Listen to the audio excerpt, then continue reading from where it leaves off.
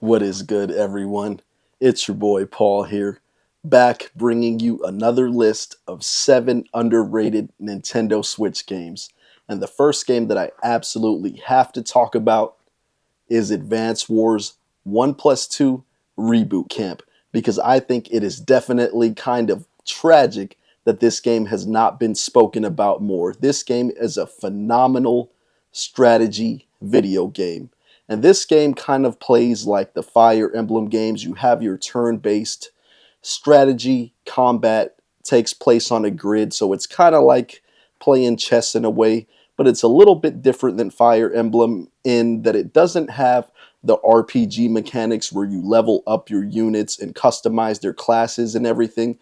Everything is kind of given to you, like you have your army tanks, you have your helicopter, you have your ground fighters, just shooting guns or blowing stuff up, whatever it is, different sized tanks, different kind of artillery weapons. But this game is just way too underrated in my opinion because the grid-based, turn-based strategy is just absolutely top tier in this game. Another thing to mention is that the story is definitely lighter than your RPG games as well. Every mission has its dialogue and you kind of get to see what's going on, but the first game is kind of like just setting the pace for the sequel. And honestly, the first game is the only one I've played in this package, and it took me around like 15 to 20 hours. But the fact that there's a whole nother game to play even after that, 2 games in one package, and I hear that the second game is even longer, around 30 to 35 hours. You get a lot of gameplay out of this. 2 great games. I know a lot of people complained about the visuals, but honestly, it looks great to me. Kind of looks like toys to life type of graphics, but this is just a phenomenal Nintendo Switch exclusive that I just think definitely didn't get talked about or doesn't get talked about enough. So if you're a strategy game fan, you definitely need to try Advance Wars 1 plus 2 Reboot Camp. My next pick is a JRPG hidden gem, Neo: The World Ends With You. And in my opinion, this is definitely a must-play, underrated action JRPG. This game is just dripping with style and ooze and flavor. This game is just so good with the combat, the graphics, the art style. When it goes into the cutscenes, it kind of has this comic book style, art style to it. The cel-shaded graphics look amazing. And most importantly, the RPG action combat is awesome, off the charts. So in this game, you get these things called pins, which you equip to each character, and it assigns a button to them and a certain move that they can do in the combat. So you get your 4 party members, and each one is assigned to a different button, and you press that button to make them do their attacks. But once you get a feel for the combat and you synchronize it, it just plays so awesome. This game also has an amazing soundtrack that definitely hits, and I'm not even really the biggest fan of the genre of this kind of music, but I can say that it definitely matches the aesthetic and the mood, the vibe of this game. I can definitely see what they were going for. Kind of has that punk rock style to it, has a little bit of rap, heavy metal, some punk rock type of stuff going on there. But it definitely just all comes together in a great package. And I never even played the original. Some people will tell you you need to play the DS original, but you really don't. I didn't know anything about that game, and I don't feel like I'm missing out on anything by playing this game. If anything, I'm glad that I jumped into this series with Neo: The World Ends With You, and I might just go back and play the first game, which came out on the DS later. But definitely, if you're into action JRPGs and you're into Square Enix, definitely try out Neo: The World Ends With You. So for my next pick, we're going to switch it up with an old school 2D action style game, Gal Guardians Demon Purge. And this is a Castlevania type game, but it's not one of those Metroidvania type Castlevanias. This is more in the classic Vania format, meaning it's more linear. You're just going through your levels. There's some awesome combat and some definitely phenomenal, epic boss battles in this game. The boss battles in this game are badass. They will definitely challenge you. And one cool thing about this game is it is accessible to everyone. It has your veteran mode where you have a certain amount of lives, and if you game over or whatever, you're going to start from the beginning of that level. But it also has a casual mode, which makes it easier for newcomers as well. So if you're looking to get into this genre, I would say that this is a great game to start with. And honestly, this is my first Castlevania game that I'm really playing through. I tried the original Castlevania on the NES, and it was kind of a bit too dated for me. Couldn't get into that one since I didn't grow up with that style of game. But Gal Guardians is great. It has a great, phenomenal art style, great combat, epic boss battles, has a great kind of, I guess, gothic type vibe, dark vibe, because you are in the castle purging out these demons, trying to kill them all, trying to break the curse and all that. And also, these characters are a spin-off from the Gal Gun series, which that game is a little too crazy for me to play those. But for those who do know those games, maybe you might want to try this spin-off out.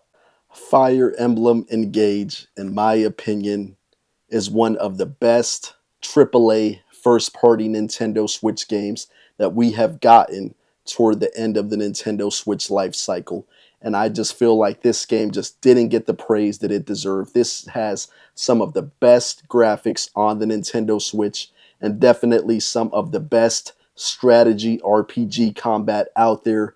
Maybe the best ever, possibly, because the transformations that you can do in this game are just so amazing, so epic. I definitely think that this game just did not get talked about enough. It has great characters in it that are memorable, and I get that some people just didn't like the writing and the story compared to Three Houses, but it is still definitely solid. I just think they were going for a different type of game with this one, not trying to make it really a life simulator, but just going back to the classic Fire Emblem gameplay of just going from mission to mission. There is a little bit of stuff to do in between, but for those who call themselves strategy RPG fans, you definitely need to play Fire Emblem Engage. One of the most underrated fighting games that we have gotten in recent times, in my opinion, is JoJo's Bizarre Adventure All-Star Battle R.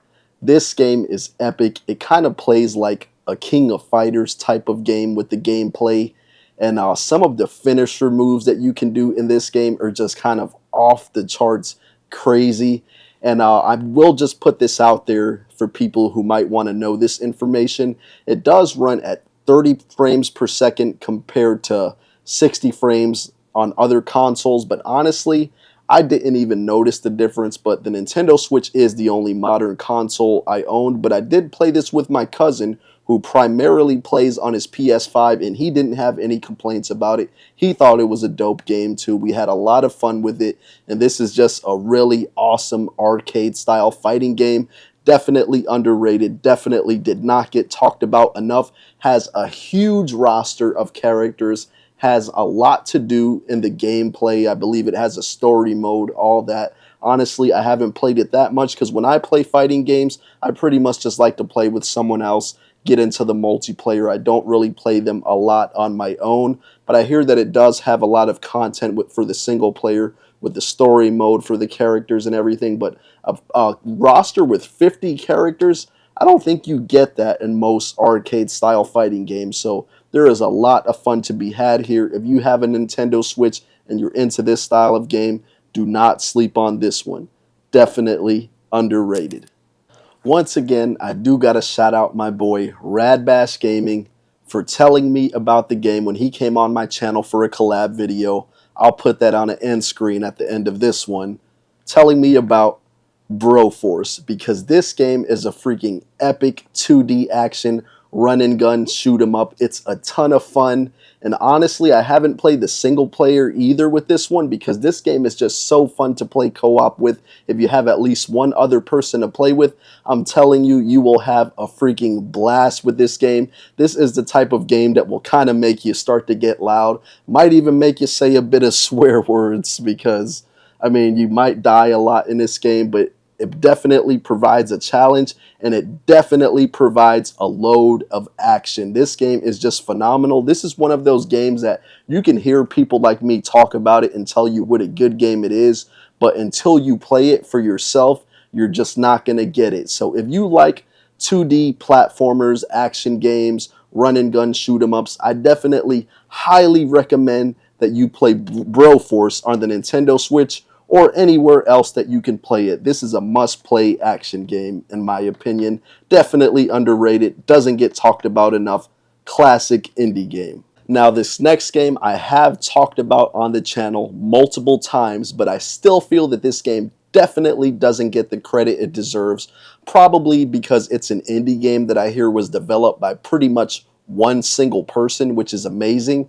And that game is Fight and Rage. And let me tell you, this game is right up there with modern beat 'em ups like Streets of Rage 4 and Teenage Mutant Ninja Turtles Shredder's Revenge. In my opinion, I think the gameplay in this one is even better. This is top tier action beat 'em up gameplay. You get 3 different characters to play as, multiple paths and endings, and it's just a phenomenal time. The gameplay in this one, in my opinion, is just flawless. It provides a great challenge, but it's definitely fair. Once you learn the mechanics, once you learn the enemy patterns, you will have an absolute blast with this game. From the beginning, you're surrounded by enemies, lots of action, great old school graphics, music. The soundtrack on this one is great. And if you call yourself a beat 'em up fan, I'm calling you out right now. You have to play this game. This is definitely the most underrated beat 'em up out there, in my opinion.